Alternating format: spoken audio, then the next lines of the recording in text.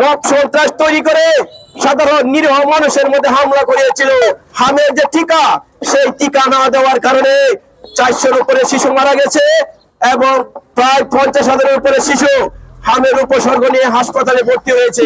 আজকে যে দুটো দাবি নিয়ে আমরা এখানে একত্রিত হয়েছি, প্রথমে যে দাবিটা আমরা বলতে চাই, আমাদের যুব ইউনিয়নের যে দাবিটা তুলেছে, আপনারা লক্ষ্য করবেন বা ইতিমধ্যে লক্ষ্য করেছেন, প্রায় 410 জনের উপরে নিষ্পাপ শিশু হত্যা করা হয়েছে।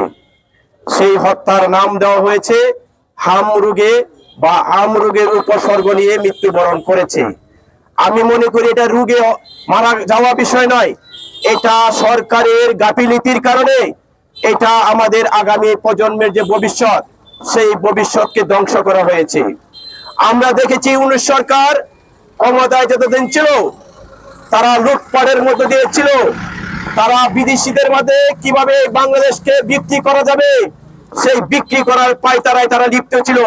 আমরা দেখেছি গত 18 মাস এই 19 সরকার বিভিন্ন ভাবে লুটপাটের মধ্যে দিয়েছিল, মব সন্ত্রাস তৈরি করে সাধারণ নিরীহ মানুষের মধ্যে হামলা করিয়েছিল, মানুষের ভিতরে ভয় ভীতি সঞ্চয় করেছিল। সেই অনুযায়ী একটা রাষ্ট্রের একটা মানুষের কি কি মৌলিক চাহিদার প্রয়োজন, কি কি যোগান থাকা দরকার, কি কি ভ্যাকসিন থাকা দরকার, কি কি টিকা থাকার দরকার, সেইগুলোতে তারা নজর দেয় নাই। যার কারণে হামের যে টিকা, সেই টিকা না দেওয়ার কারণে 400-র উপরে শিশু মারা গেছে এবং প্রায় 50,000-এর উপরে শিশু হামের উপসর্গ নিয়ে হাসপাতালে ভর্তি হয়েছে। আমরা আজকে এখানে বলতে চাই, শিক্ষা খাতে বরাদ্দ বাড়াইতে হবে। শিক্ষা খাতে বরাদ্দ বাড়ানোর মধ্য দিয়ে শ্রমিক ঠেলাওয়ালা রিক্সাওয়ালার সন্তানদেরকে উচ্চ শিক্ষায় শিক্ষিত হওয়ার সুযোগ দিতে হবে। গরিব দুঃখী মেহনতি মানুষের সন্তান যদি সুশিক্ষায় শিক্ষিত না হয়, তাহলে একটি রাষ্ট্র, একটি জাতি কখনো উন্নয়ন করতে পারে না। গত ইউনূস সরকার, তিনি তার অব্যবস্থাপনার জন্য তিনি একজন অযোগ্য সেই গ্রামীণ ব্যাংকের প্রতিষ্ঠার সময় যিনি একজন অফিস সহকারী ছিলেন নূরজাহান বেগম, সেই অভ্যুত্থান পরবর্তীতে এই ধরনের একজন অযোগ্য ব্যক্তিকে শিক্ষার উপদেশ, এই স্বাস্থ্য উপদেষ্টার দায়িত্ব দিয়ে এটি সরকার থেকে বলা হয়েছে যে এই হামের টিকা তারা ক্রয় করেন নাই। কেন করা হলো না, সেটার কোনো উত্তর আমরা এখনো সন্তোষজনক উত্তর আমরা পাচ্ছি না। এই ধরনের একটা গাফিলতির কারণে আজকে সরকারের হিসাব অনুযায়ী সারা বাংলায় 50,000 শিশু হামে আক্রান্ত হয়েছে, আর বেসরকারি হিসাবে প্রায় লক্ষাধিক শিশু আক্রান্ত।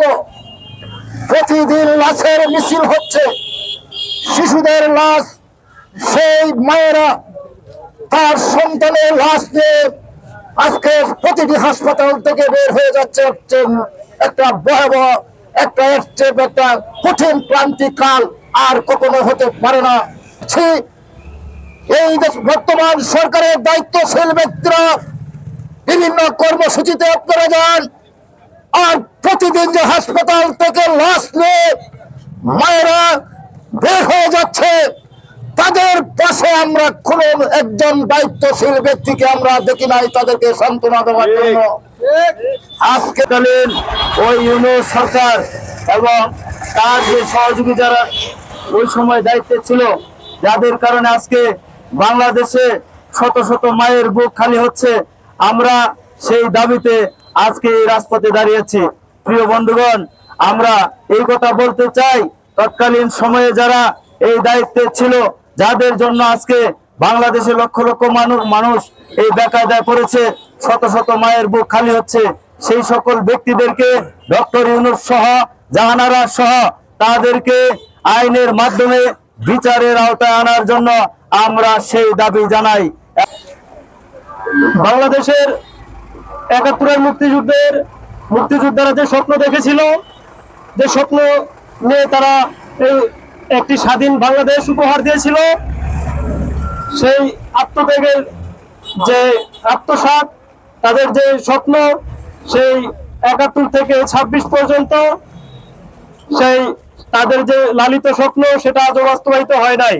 বর্তমানের যে শিক্ষা যে ব্যবস্থা চলছে, সেই শিক্ষা ব্যবস্থা যদি আমরা লক্ষ্য করি, সেখানে চাষার ছেলে যে শিক্ষা, তারা পর্যাপ্ত টাকার কারণে তারা যে পর্যাপ্ত শিক্ষা, যে মেধা, সেই মেধা অনুযায়ী তারা মূল্যায়ন পায় না। গ্রামের শিক্ষা ব্যবস্থায় একরকম শিক্ষা ব্যবস্থা থাকে এবং শহরের শিক্ষা ব্যবস্থায়, এবং যারা যে টাকা, যার যত টাকা তার ততটুকু শিক্ষা পাচ্ছে।